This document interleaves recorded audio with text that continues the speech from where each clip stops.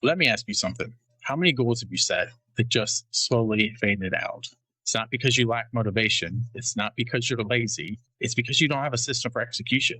That's exactly why we built the goal getting app, the execution system for Christian entrepreneurs who are done drifting. Inside the app, you don't juggle 10 goals. You lock in one clear 90-day focus. Then we help you break it into weekly needle moving actions, stay consistent with daily execution, and actually follow through, even when life gets busy. This isn't about doing more. It's about finally finishing what you start. Clarity, execution, momentum. If you're ready to stop drifting and actually move forward, go to goalgetting.app/reset and lock in your next 90 days today. Hello, everyone, and welcome to another episode of the Profitable Christian Business. I am your host, Greathouse, and I am so pleased to have my new friend, Shawn Sommerkamp, with me today. Shawn Sommerkamp has been a Christian executive coach for over 15 years, but I'm going to let him explain that a little bit better about all that he's been doing. Okay, I'm going to keep this brief. As I mentioned before, I'm not really into talking about me too much. I was in the Navy for 6 years, got out, went into the corporate world. God allowed me to be very successful. And in one of those companies, I got my own executive coach when I was at GE. And at that point, I realized that's what I'm supposed to be doing for the rest of my life. The clouds kind of parted, the angels singing. So I got certified as a professional coach and then opened up my business 15 years ago. Well, one other fun thing that I know about you before we dive right in is that you live in one of my favorite places ever in the Charleston area. Yes. So tell me your favorite thing about Charleston. The people. I do love that I did this very complicated thing to determine where I was going to be living. And Charleston ranked number one with Chapel Hill ranking number two all across the US. And I came here to visit and just fell in love with the people. They were so amazing. It's a charming town. I've been here now 11 years. It is very hot, but I'm originally from Tampa, so I can deal with it. Outside of July and August, it's paradise. Amazing.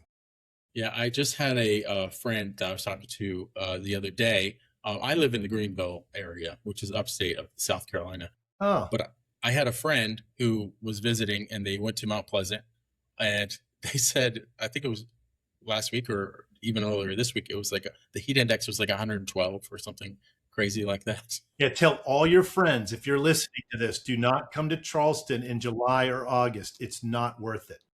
Right. And we don't, that's why I don't go to South Florida that time either. Yeah, exactly. Exactly the same. Oh, awesome. Awesome. So you spent years helping leaders change how they think. What's one belief you personally had to unlearn before you could help coach others overall? Yeah, I would say it's the belief that I knew what was best for someone else. I mean, as an individual, people would come to me long before I was a coach and ask for my advice. And I would give them my advice. That is something I had to stop doing. And it took a little bit of practice. The thumb rule that we kind of say in the coaching world is people will learn and retain infinitely longer what they discover themselves over what they are told. Blaise Pascal said that, but he said it more poetically. That's what I do now. I ask questions because I don't know what's best for that person. How could I possibly know? They do, and I help them kind of unlock it. That's so good. And that is also some sales psychology as well, because when you just try to shove your solution down somebody's throat without understanding how they operate, like what their actual needs are, the best salespeople listen more than they talk, right? I think it's the same way with coaches. Listening is so much like loving. It's hard to tell the difference. I love that. I love that. So I've experienced this a little bit, even as you were coming on the podcast today before we started. You use humor and audience participation when you speak. What's the funniest or most unexpected thing that has ever happened during a presentation? Well, the audience really, really loves to get into it. They love that because I speak mostly to large church audiences, not a Sunday sermon. I do this workshop on a Saturday, but it's usually up in front, and they're used to just kind of listening to a lecturer.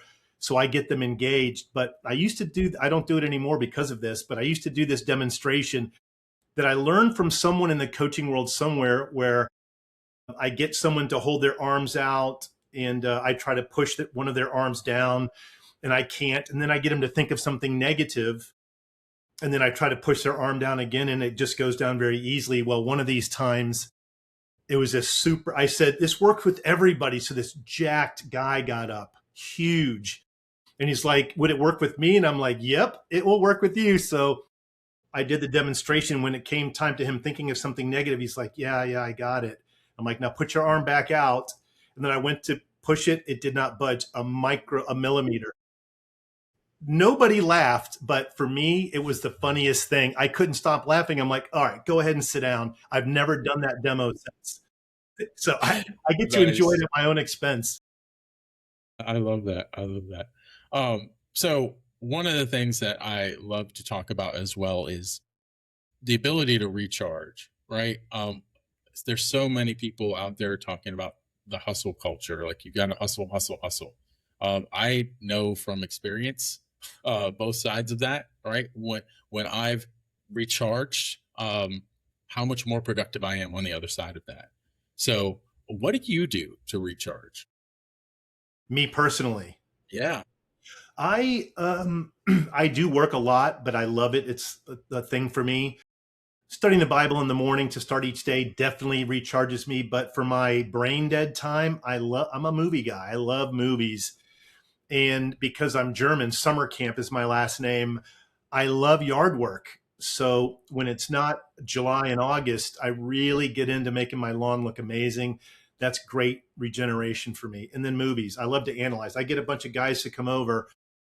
Some love it, some don't. So they don't stop coming, but we'll pause the movie and analyze scenes together. And that is just a blast for me. That is It's so weird. cool. It's different. Yeah. Any particular genre, or is it cover all of them? It usually depends upon what they're in the mood for. I will watch anything as long as it's well done. We do take chances on things and end up watching some really stupid movies. So we become, if you by any wild chance know what this is, Mystery Science Theater. Do you know what that is? Mm-hmm. Yep. So if we happen to pick a bad one, we become Mystery Science Theater and just dog on it. But it's every genre. We're kind of in the horror movie realm right now. So we all went to the movies and watched Obsession. Have you seen Obsession? I have not. I'm more of I like historical pieces. And Yeah. I love epics. I love action adventure. Occasionally a comedy, but more the historical epics. Gladiator is my favorite movie of all time. So you're going to go to Odyssey tonight to see Odyssey tonight? Not tonight. I have a family birthday that I'm attending tonight, and I don't usually go on opening night for any movie. Yeah, me either. Yeah, I'm not a big crowds guy. Yeah, there was so Mystery Science Theater, just for the audience, because we may have some people that have never heard of that, so they're like, "What is that?" Look it up on YouTube. You'll laugh. You will laugh. So just take a moment. Take 5 minutes out of your day. Look up Mystery Science Theater on YouTube. I'm sure there's some clips on there. Oh, it's all ad hoc. It's not scripted. That's the best part. And they're very funny when they do it. It's hilarious. So just speaking of comedy, I think that's one of my favorite types of comedy is improv, right? When they let an audience member just throw something out and they just act out, and it ends up being very, very funny. One of my favorite shows for a long time was Whose Line Is It Anyway? Brilliant. Yeah, the thing for me, I love watching it, but I've learned a lot from professional comedians that I've used kind of what they do to hone my own public speaking. They know their material dead cold. So I don't go up with notes. I master the material before ever getting in front of an audience. And it's because of like Jim Gaffigan, one of my all-time favorite comedians. Love that guy. He's so prepared and well-timed. And Brian Regan is another one. Love those guys. Yeah. Hot Pockets. Hot Pocket. That's dude. So you're into it. He came here last year in the Charleston, I forget the arena, whatever we have. I forget what it is, but I didn't get to see him, but a lot of my friends did, and he's great. I think this is. I know it seems like we're just jabbering on here for the audience, but I think there's some context here that we can kind of go with, and you just kind of alluded to it with the speaking. I think the best speakers you don't know that they were so well rehearsed because Yeah. it just seems so off the cuff. When Yeah. I look at a comedian, I just think he's just making stuff up on the spot a lot of Me times. But too. he's probably went through that set 100 times. And let me tell you, they have a technique where they pick a scene like walking into a house and they remember their set. First joke, they're grabbing the doorknob. Second joke, the door opens. Third joke, they step on the mat carpet, and they do their whole routine connecting it to some image in whatever scene they choose. I do that with a room in a house, but they have their own way. It's brilliant. Never knew that until I started researching it. Wow. So let's just stay here just for a second, because one of my favorite things to do on these podcasts is take practical application away from it for Yeah. the audience. Can you kind of, if somebody's interested, like maybe they're an aspiring speaker, they're just starting out, or maybe they want to do a podcast like this, or they just want to get in front of more people. The greatest fear anyone has is public speaking, right? Have you ever heard the Jerry Seinfeld joke about that? No, inform me. He tells the joke and he's like, yeah, I heard that the greatest fear is public speaking. And he says, so imagine you're at a funeral. That means the guy speaking would rather be in the coffin than speaking. You know? Yeah, it's classic. Yeah. So can you, what I was alluding to is, can you give anyone that, so basically some tips, kind of like what you just did, but can you give them some practical steps to kind of ease that fear? Yeah, there is no fear when we are well prepared. Yeah, you'll still be a little bit nervous when you walk out, but my thumb rule, all that I do in all my coaching is I create these little simple heuristics so people can remember things easily.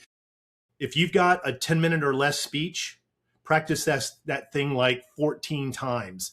If you've got something 45 minutes or more, you want to practice it 30 times. And you want it to be so it's second nature to you without having to go look at your notes. And then if you can get a few friends to come over and listen to you while you do it, what a great little exercise to do. Preparation will get rid of the jitters for sure. Just imagine that. It takes work. It's work ethic. It takes work. Yeah. It's not.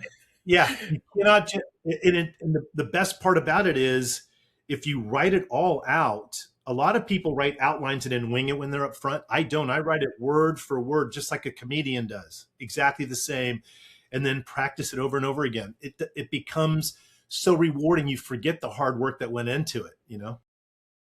Yeah. Let's move to our fill in the blank question. So we do a fill in the blank question on every Profitable Christian Business podcast, and I always and I'm usually very surprised by the answer. I usually think I know what this person's going to say, but I'm always surprised. So let's see what this is a challenge. I get to stump you. Good, perfect. So this is the fill in the blank. The biggest thing quietly sabotage. See, let me start over. The biggest thing quietly sabotaging most people's career is blank. It's the belief that things external to them are what's causing whatever their quote unquote issue is. It's not. It's always inside. Yeah, there are external blockers that we can control, but once we know we can't, let it go and then focus on what we can. And that's usually 90% of the time something negative we're telling ourselves. We sabotage ourselves by speaking horrible things to ourselves. Do you feel like it is sometimes hard for people to recognize that for themselves? Yeah, nearly impossible. Many of my clients, when I first start working with them, they're like, yeah, that's really, really hard to believe. So I'm like, okay, let's practice a few things. And as we go, you'll start to really grasp it. We are in control of how we feel. The saying I have that I developed, we feel the way we feel based on what we tell ourselves about what's happening, not because of what's happening. And there happens to be a ton of scripture that supports this. One of my favorites, the wicked flee, though no one pursues, but the righteous are as bold as a lion. Why is that quote unquote wicked person running away? No one's pursuing them. It's because they're telling themselves, hey, someone's after me. That creates physiological response. That's one of many examples. Yeah, I think I want to go here a little bit because you've kind of planted the seed. What God like we often forget that who we are in God's eyes, right? And that a lot of our lack of confidence, our self-doubt, our our fear, right? There's so many verses in the Bible says there's no reason to be anxious or Yeah. afraid. Yeah. So I don't even know what question I'm asking, but if you could give some insight around your thoughts around. Yeah. There are 4 internal blockers. It's represented by the acronym FAIL, FAIL: fear, assumptions, interpretations, and limiting beliefs. Fear is the thing that we most believe will always be true about us, and it can be looked at kind of like a gremlin. It's only a matter of time before people realize that I'm just a fraud, or I'll never be able to be a leader of a big company because I'll embarrass myself all the time. Whatever that fear is, that stays with us. We can start to untangle that by changing a couple of very simple phrases. I'm going to tell you a couple now. I don't want to take too long with this, but if we want to practice getting rid of the negative, fearful thinking, stop saying the following words: need to, have to, should, or must. There are no such thing as that. When I ask people, hey, test me, what is one thing you think I need to do? And almost everybody says, well, you need to eat, you need to breathe. And I'm like, no, I don't. They're like, yeah, you do. And I'm like, no, I don't. And then they say, well, you will die. And I'm like, yeah, I could die. So you don't want to die? And then I say, no, I don't want to die. I want to live. So if we get rid of need to, have to, should, and must, we're getting rid of the fear-based thinking. Need to, have to, should, and must means if I don't, something bad will happen.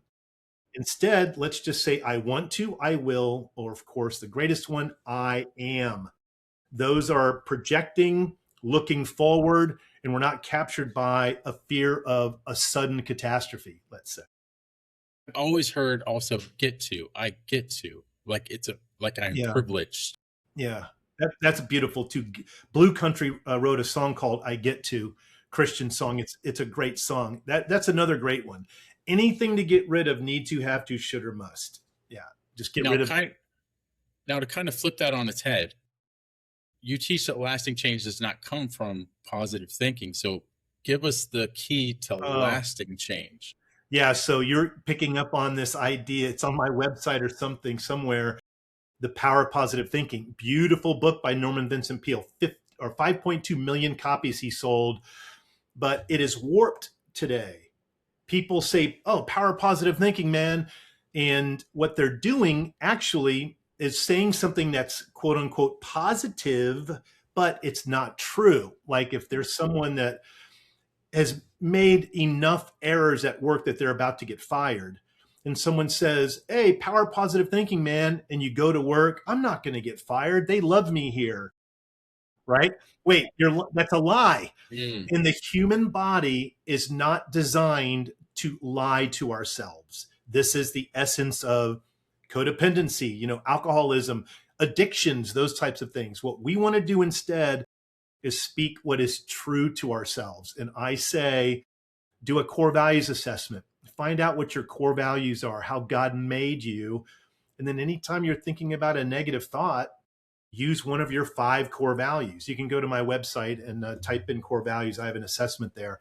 That's Philippians 4:8. Whatever is true about you, noble about you, excellent, admirable, praiseworthy about you, think about such things. That's at least my philosophy. So much. There's so much scriptural soundness underlying in all of that. Just the anchor to the truth. Yeah, it's Jesus, the truth. And then, oh, by the way, be gracious with yourself. Jesus came in truth and grace. But don't tell ourselves things that we don't know if they're true or we know they're not. So can we get? I'm going to say this is controversial. It's borderline controversial. Let's just say that. So there's a bunch of, and maybe it's faded a little bit, but there was a era, for lack of a better word, right now, of people saying that's my truth. It's not it's not true, but you could say it's your truth. How do you handle that when someone says that to you? I'm asking you now. Oh, get to be put on the spot. I was like, well, let's sometimes it depends on the person. It's all contextual, right? If it's somebody I sometimes I just brush it off, like, okay, go ahead and believe that. If it's somebody I actually care about, right, I will say, let's dissect that a little bit. where are you getting the basis for your truth, Okay. right? Yeah, that's good. That's an open-ended question. Where? That's good. It gets them thinking in their right hemisphere. That's great. I always say that's a little t truth, but there are capital T truths, and let's pursue what the capital T truth is. And then I ask them, what do you think an overarching truth is in that area? Well, that just means they're going to be willing to look at opposing points of view. Doesn't mean they have to own it or make it their own. But when they realize, yeah, true for me is small t.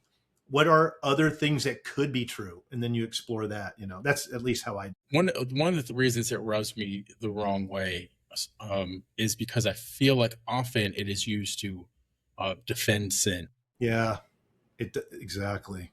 and it's you're that, and you know what? That's pride most of all rearing up, because it's my truth. It doesn't matter what the Bible might say, right? Exactly. It matters what I feel. It matters about my feelings and my thoughts. So anyway, I'm just going to give Well, let me everyone the just say basis. Yeah. that this is where Matthew 7 comes in, where Jesus says, do not give to dogs what is sacred. Don't throw your pearls before swine.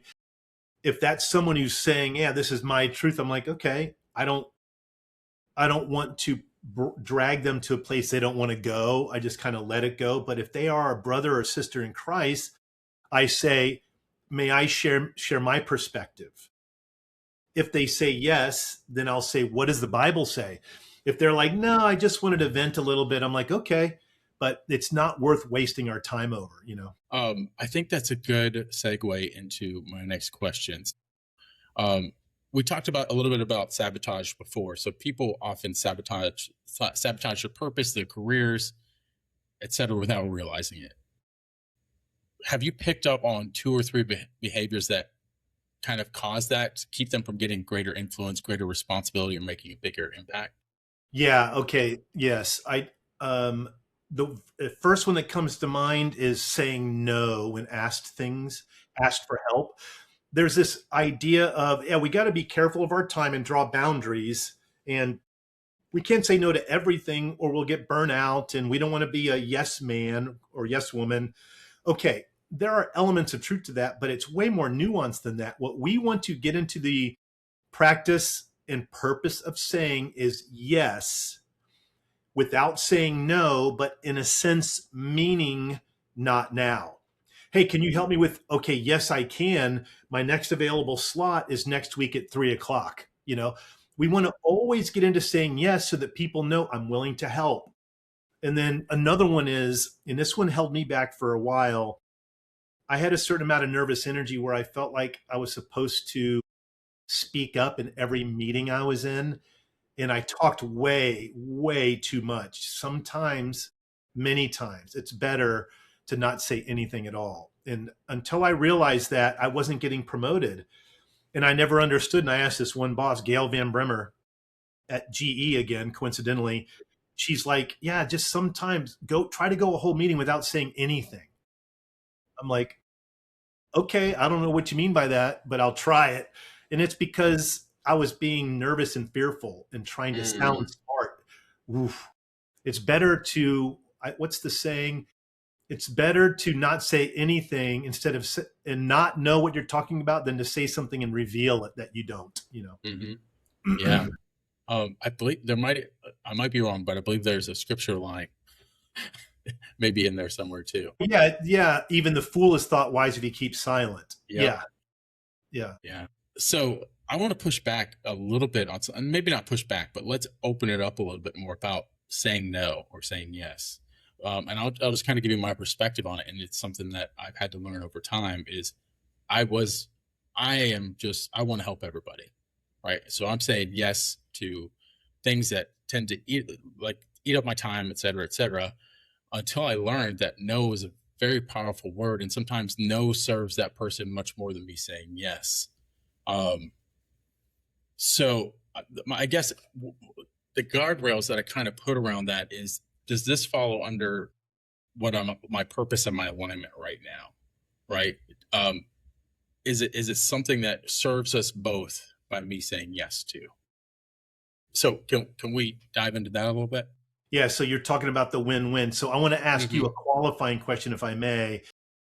In that little scenario, brief scenario you gave, were you possibly thinking about like a church setting or a neighbor setting or a family setting?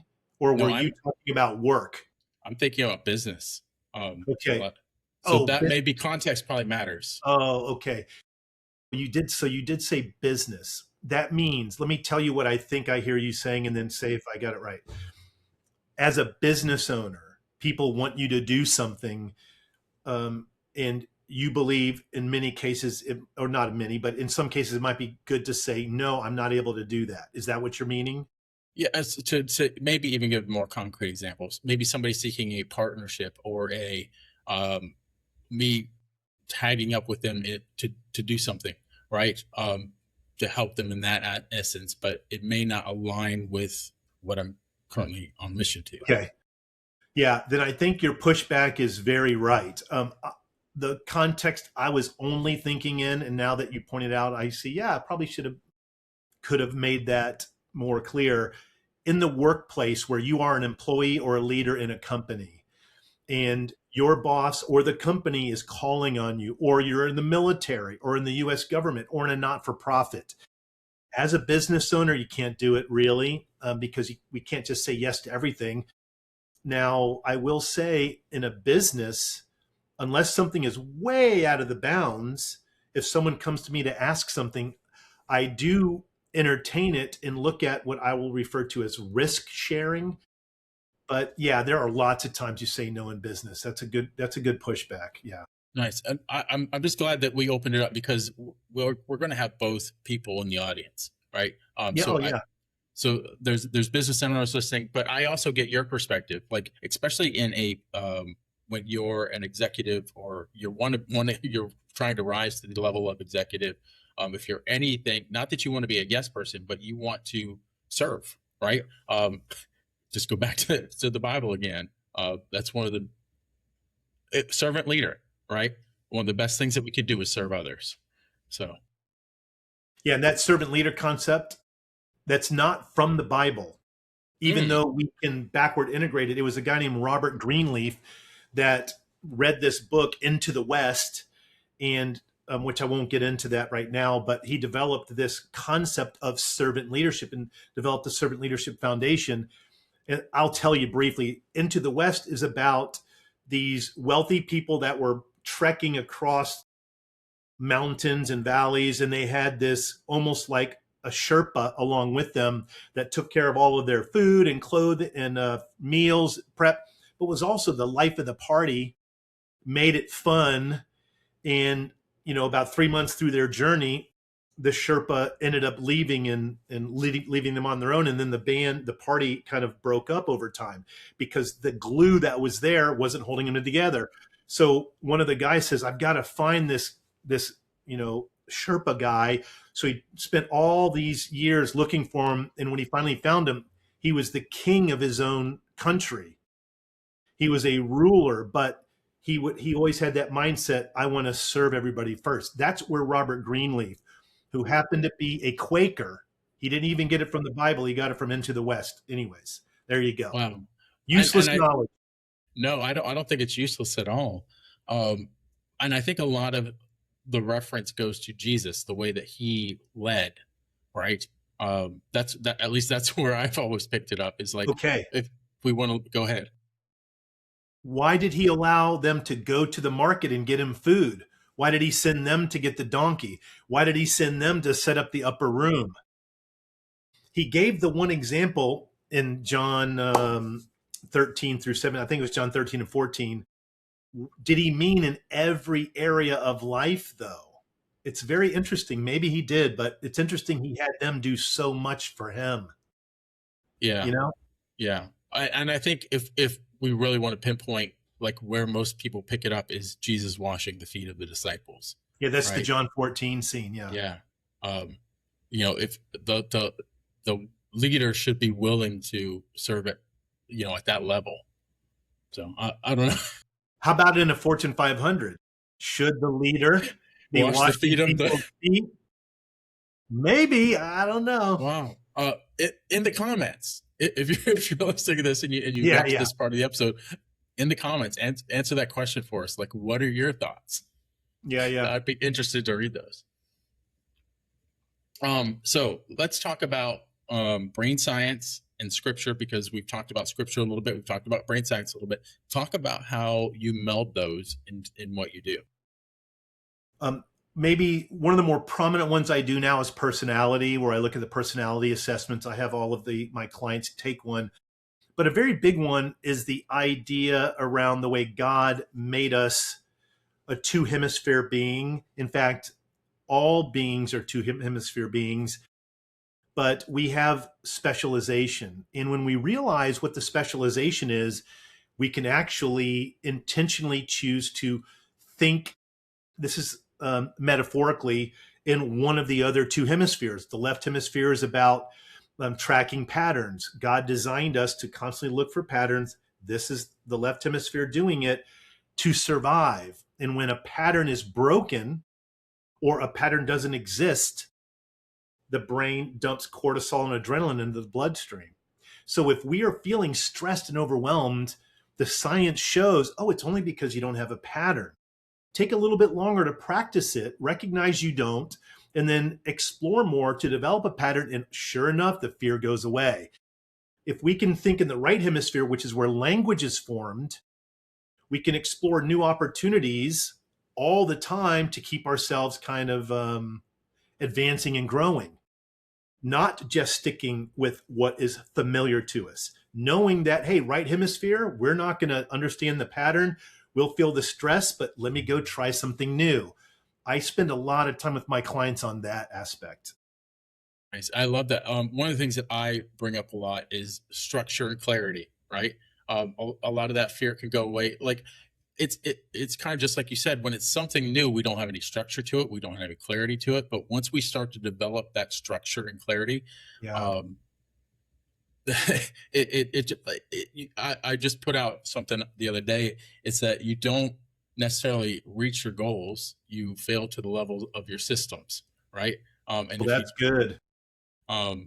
You got to keep building systems as you go, because one system builds on top of another. Yeah, what's interesting there is people that have a low conscientiousness on the big five traits: openness, agreeableness, extroversion, conscientiousness, neuroticism, can't build those systems. So knowing that great quote that you just said, you're only going to be able to rise to the excellence of your systems, and you can't do that. You want to find a resource on your team or external to you to help you build those. Knowing we don't have the conscientiousness, we'll never have it, invest in finding someone to do it. Or using an outsourced tool, let's say. That is so valuable information. And now in the age of AI, there's even ways to do that through AI. But I've known so many, because so many entrepreneurs are visionaries, they sometimes do lack that. I can't put structure to it. I have the dream. I have the vision. I have the passion. I can drive the train, bus, whatever it is, but I need somebody else to back there building the engine. That's what happened with Apple. If you've ever read the biography of Jobs, he created a disruptive product for the whole market, but didn't have that high level of conscientiousness. So eventually the market caught up to him. They fired him. They brought in, I think it was the CEO of Pepsi, but I might be wrong on that. That guy was 98th percentile conscientiousness and built all these systems around Apple, got them to be one of the biggest companies in the world, but did not know how to disrupt the market again. So they fired him and brought Jobs back in. It's so great if an executive team could build the right team that has both. Yeah. Awesome. Well, let's dive into faith and calling and purpose a little bit. How can a Christian recognize the difference between simply making a living? So many people feel this can sound like a long question, because I'm just going to long questions. Because I'm kind of ramble a little bit while asking the question. Is basically what I mean is, so many people out there feel lost in what they're doing. Like, is this what I really should be doing? They feel out of alignment, but they feel, again, fear comes back into this. a lot, right? They're scared to do what they really feel they're passionate about or what God's calling them to do. So how can Christians recognize the difference between whether they're where they should be or not? Okay. So there is that magic word, should, right? If we start thinking, should I be here? That we've introduced fear. Mm. We're basically telling ourselves, if I don't find another thing, something bad's going to happen. I am of the belief, there's this really great PragerU video from the guy that did Dirty Jobs. What's his name? Oh, Oh, Mike mm, something. Mike Rowe. Mike Rowe. That's it. Mike Rowe did this video, Don't Follow Your Passion. And he basically gives this great philosophical argument that the best thing to do is always keep your eyes open for opportunity and then bring your passion with you. We don't get passion from what we do. We get passion from what we tell ourselves about what we're doing.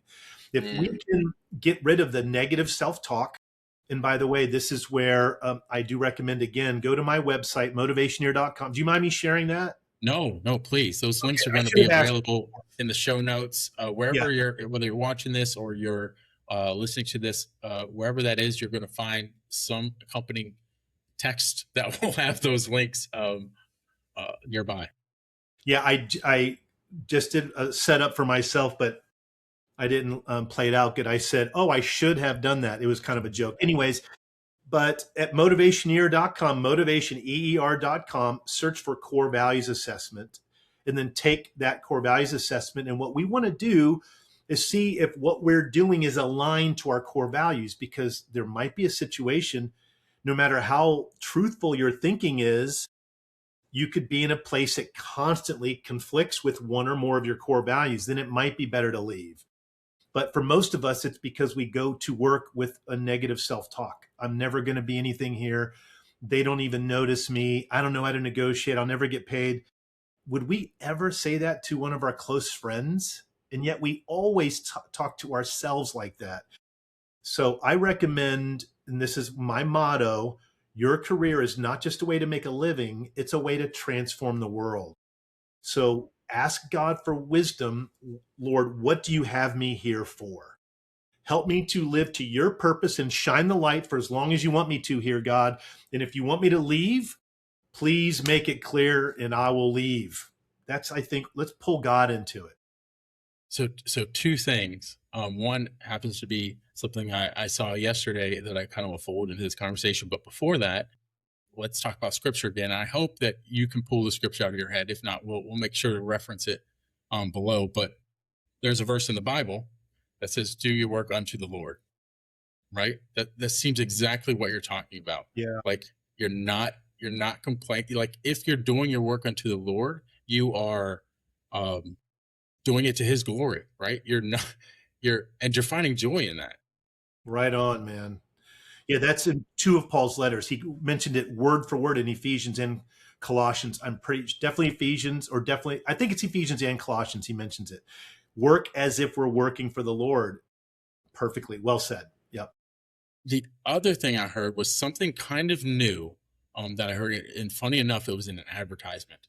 But the guy was explaining why he failed to be successful until he found this out, because he's had trouble falling into his purpose, is basically what he said. And it wasn't because of his bigger values like faith, family, et cetera, et cetera. There were micro values that really are what fueled his passion. And when he got aligned to those micro values, that's when he excelled. Beautiful.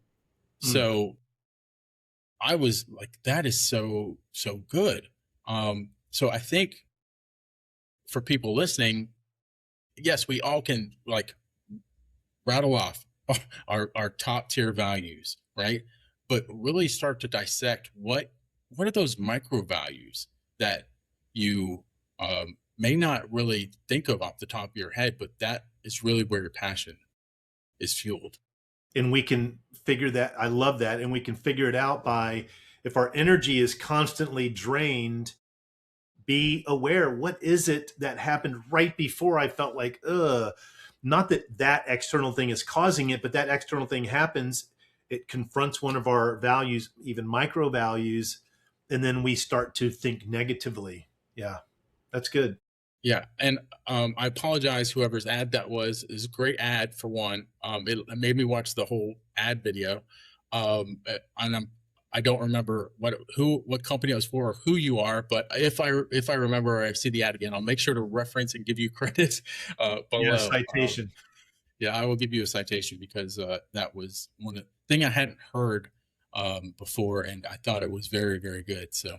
Um, Let me ask you this, Shawn. So, um, it seems everything when you come down to it goes back to the Bible, right? Even if people don't realize it. So, can you talk about maybe one leadership principle that the business world, it's just a corporate belief or a corporate standard type of thing, but when you get that back down to the nuts and bolts, it's really biblical. Yeah, I would say, in fact, I do say anything that we experience in the marketplace, we can trace it back to the ancient truths in God's word.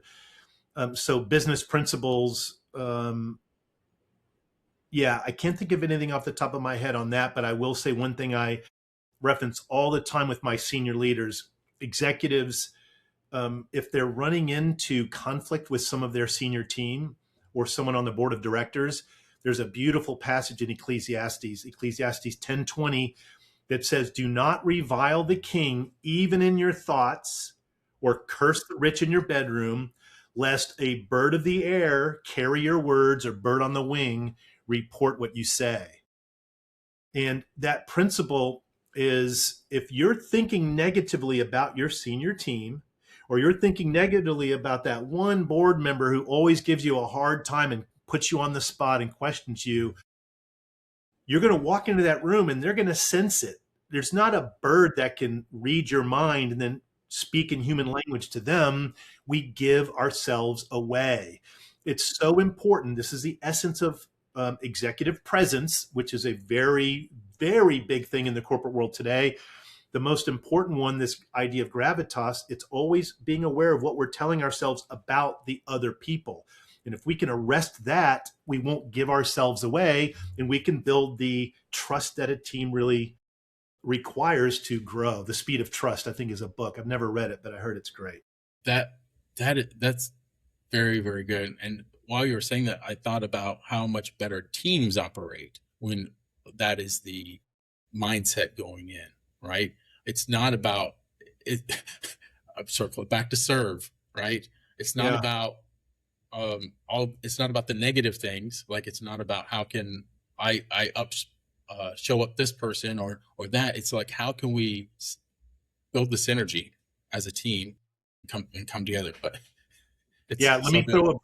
I don't remember where it's at, but it's this concept: misfortune pursues the sinner, but prosperity is the reward of the righteous. If we're on a team and all we focus on is we didn't get that done, we failed on that, hey, they're not doing their job over there, everything becomes misfortune. But if we say, look, let's start out looking at what we've been doing great, then we can go to, instead of saying, what have we been doing bad? No, what can we do a little bit better? This is Kaizen. Kai meaning good, Zen, or change, Zen meaning, no, Kai meaning good, Zen meaning change, or change for the better, continuous improvement. If we can speak an aspiration on that team of what we want instead of what we don't want, that changes the velocity of certainly the mood in the meeting, but the velocity of the team together. Yeah, and this might be oversimplifying it a little bit, but um, focusing on problems more than solutions, right? Exactly. Perfect. Um, when the team is focusing on problems more than solutions, of course you're not going to make much traction, and especially if the leader is focusing. This is kind of the vision that I got, not the vision, but for lack of a better word, the vision that I got in my head as you were speaking about that is a leader that goes up to people and just tells them everything that they're doing wrong, never offers a solution, never offers a way out, never offers anything constructive. How long will that leader last, for one? Yeah, exactly. And how long is that employee going to stay there listening to it? Mm-hmm. I teach my leaders how to ask questions so that the other person can discover how they can improve. And usually that gets them thinking into the right hemisphere. I can get really nerdy about this. We can go on to the next question. Sorry. Well, the next thing I have is shameless plug here. We have a thing called the goal getting app. You might see it on the screen behind us. And so I've wanted to start. This might be the first podcast I'm actually doing it in. Is bring in a segment about goal getting. So my question for you is around that. So based on your experience helping leaders change the way they think and work, if someone wanted to make meaningful progress in their career or leadership over the next 90 days, what is one truthful question they should ask themselves first? Yeah, this is not going to be as powerful because that word truthful, it's so profound, but it does go to, where do I want to be? What do I actually want to achieve? Once we have whatever that is in front of us, then we want to define how we will know if we've achieved it. We don't talk enough about measuring success. So ask ourselves, what is it I want to do, and how will I know I've done it once I got there? I bet your app does that. It does. I didn't. Yeah, I'm plugging you too. Thank you. And I just love that you said that, because one of the things when I talk to most entrepreneurs that tend to be struggling is lack of clarity. Because when you have clarity, once you have clarity, you're on mission from that point. Yeah. Right. And the problem is like it's gotten to the point, like it's just a cliche about the shiny object syndrome, but they start on one thing, they never get clarity around it, they jump to another thing, they don't have clarity around it. They keep bouncing and bouncing and bouncing, and never being on mission, because they don't, sometimes clarity doesn't, I think they expect clarity to happen instantly, right? But it takes, sometimes you got to get in the process to get clarity. I agree. In fact, we try to go off of intuition too much, and we think, yeah, it was clear because I sensed this was the right way to go. And we undermine ourselves because, hey, let's dig into the details. Let's do some planning. Let's develop a strategy long-term, and then tactics short-term, which is where goals, I'm sure, would be perfect. So you mentioned having a benchmark to reach, right? So that you know that you've reached something. Too often, again, I think people don't do KPIs, and sometimes they set, I'm all about setting stretch goals, right? You set a stretch goal, you feel like it's going to, like, you may not hit it, right? But the beautiful thing is you're going to get close. Even if you don't hit it, you're going to get close. So let us, if it's, I don't think you can set too easy goals, because then you're not really making progress, the type of progress that you really want to make. The more you stretch yourself and grow, the more momentum you're going to get. So I'd love some insights, any insights that you have around that. So there is, I think, a little bit of a dichotomy there. One is, you're a leader that's leading teams. We always, as leaders, want to ask our employees to reach even higher, because psychologically, everyone holds back a little bit when they don't know what's around the next corner. So we, as a leader, knows, hey, yeah, it's a quote unquote stretch goal. I've been doing this a lot today, I think, but let's call them to reach even higher, because there are things in them that they don't know, or resources that are there that will get them to reach higher. I am a fan, however, for my own personal goals, of making them SMART: specific, measurable, achievable, relevant, time bound. And in that mode, I do tend to like to make things that are achievable. If where I can grow off of it is, say, once I achieve that one, I will have this one in line to keep it going, as opposed to one milestone and then go to that stretch. Because for me, if I don't hit a goal, I get over analytical. So if I can set a series of goals that build on themselves, but they're all achievable, that's for me the Kaizen. Constantly improving, knowing we'll never get to the best, but we'll do it a little bit better. That's good, better, best. Never let it rest until your good is better and your better is best. I try to incorporate that into my goals, but leading a team, I am definitely we're stretching. We're going to reach as far, high as we can. Nice, nice. The other thing that I tend to harp on quite a bit is consistency. Um, and anytime you're starting out anything new, it's you're not going to be great at it, right? And some people, because they're not great at it initially, they quit too soon. And it's just like if you're bad at sales and you have two sales calls and neither one of them go well, and then you never take any more sales calls, Yeah. right? You need to put in the reps. And often the problem is it's not lack of wanting to do it. It's lack of doing enough consistently over time. For um, I'm sure there's a time when you say, okay, I'm really not any good at this. I need just someone else to do it for me. But most often, I feel like it's there's not enough reps. And if you're not that I'm saying you are, so I'll ask you, as you're saying that, are you also thinking about as an entrepreneur, business owner? That's always usually my frame of reference. Yeah. Okay. I will say I am bad at selling. I don't like it. I used to be in sales years ago. Once I realized, I hate it when people look at me like I'm trying to steal money from them when I walk into a company.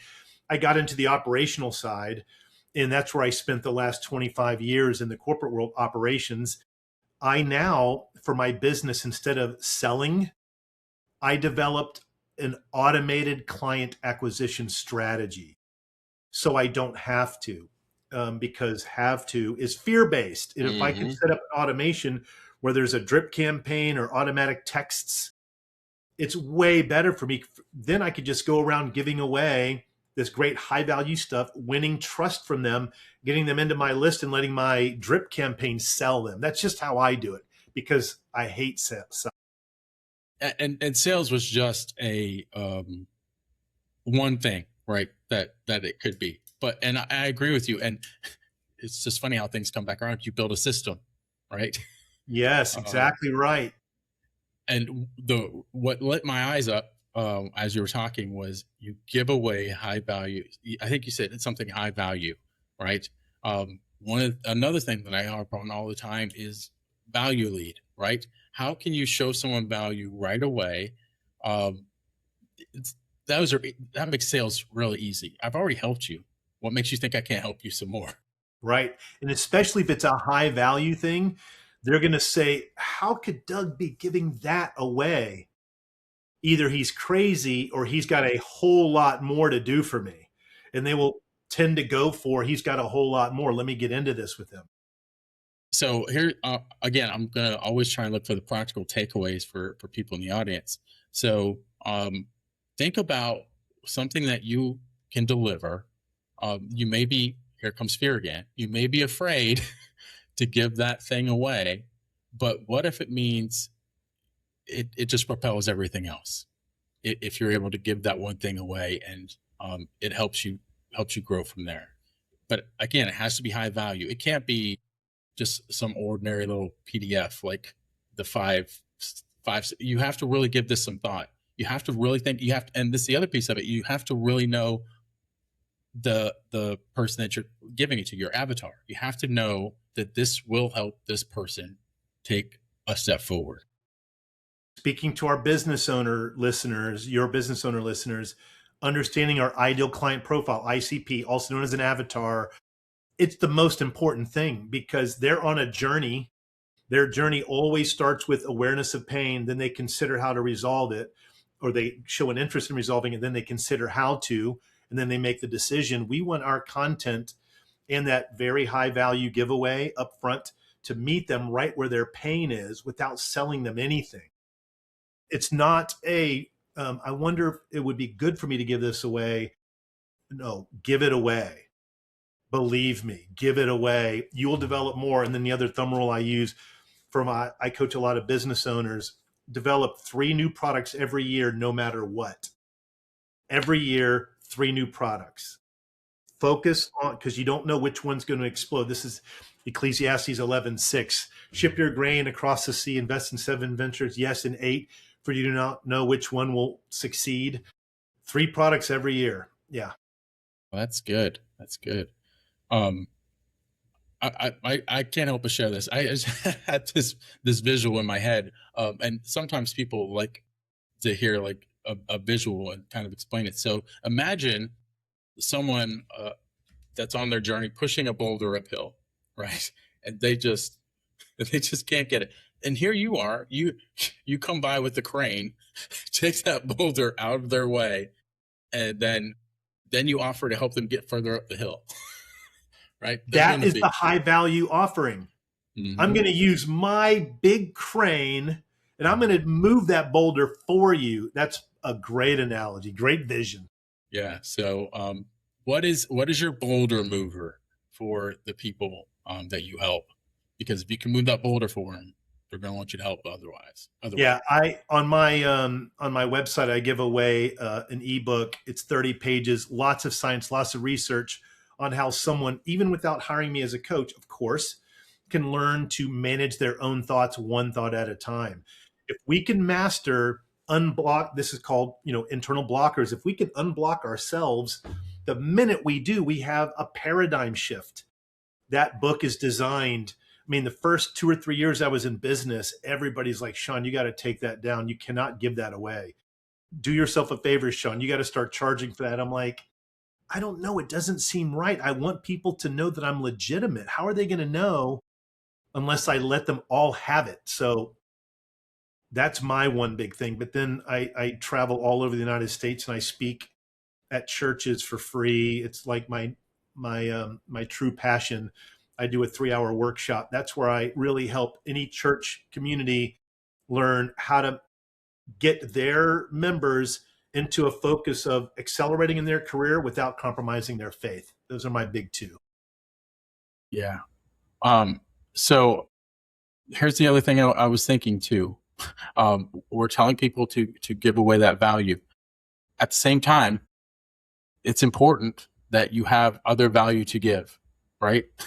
You need to, like, I don't know what the best way to say this. I'm not trying to hurt anybody's feelings, right? If all you have is that one boulder mover, you need to develop maybe those three other products, right? You need to have something else on the other side of that boulder to offer people, because otherwise you have nowhere to go from there. So, and here's a quick way to just figure that out. Depending upon your business, I mean, like if you're in retail, that's maybe a little bit harder. But if you're in a professional services-based business, just think about for your next 2 or 3 products, what do people always come to me for help with? What is it that I have consistently been delivering to people?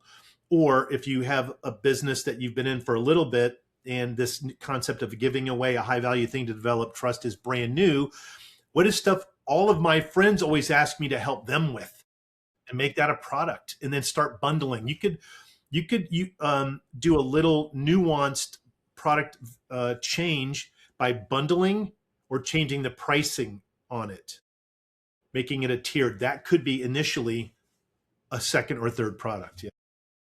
Yeah. And to kind of piggyback on that, you should probably do a 3-tiered escalator anyway. Yes. You should know, but that thing at the bottom of the tier cannot just be a throwaway. It needs to be high value. Yes. And then you already know what the next 2 steps are. Bravo. Right on.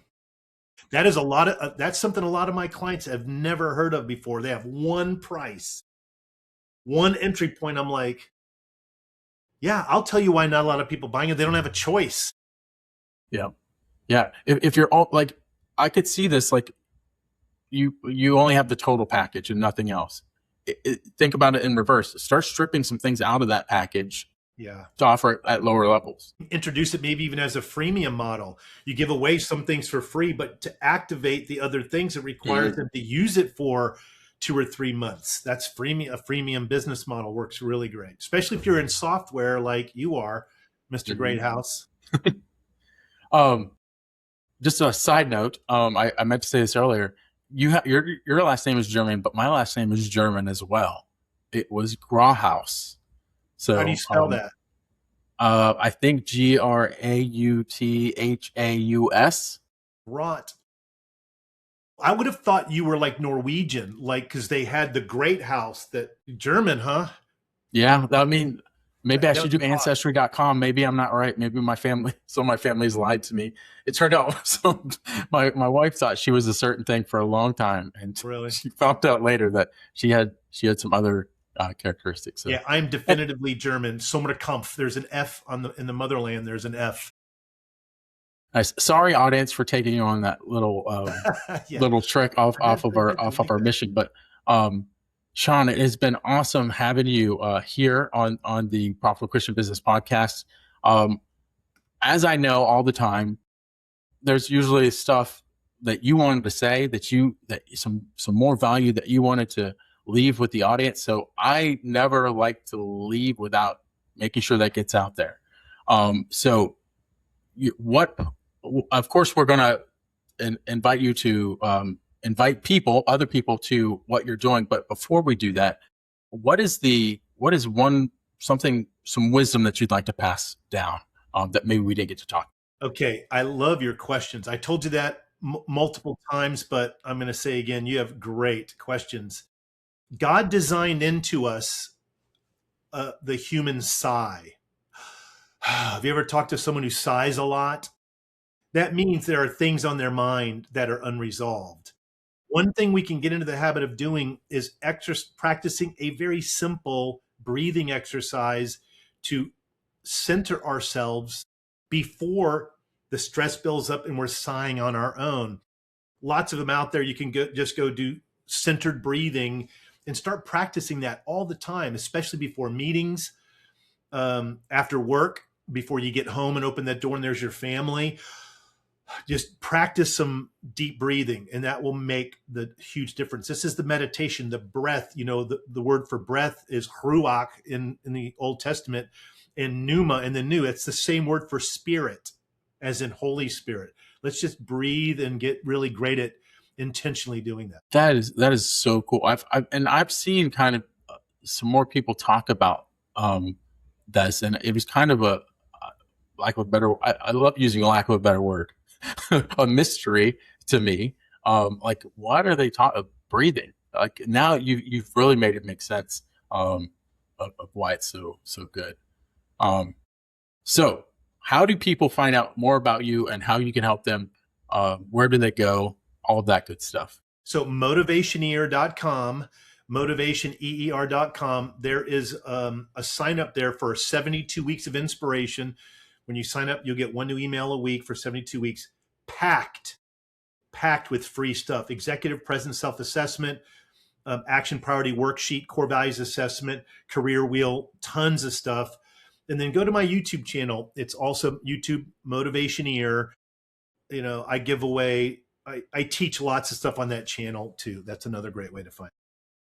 Awesome. Well, thank you so much, Shawn. And I highly encourage anyone that's looking to move forward. As I keep saying, keep moving forward. Shawn's going to really help you do that, whether that's if you're in a career and you want to level up in that area, you're leading a nonprofit or you're part of a nonprofit. I'm sure Shawn can help you there too, or you are running a business, and you need some help there as well. So Shawn, thank you so much. All those links will be below for you to check out. Make sure to check out Shawn's website. And until next time, keep moving forward. Thanks, Doug.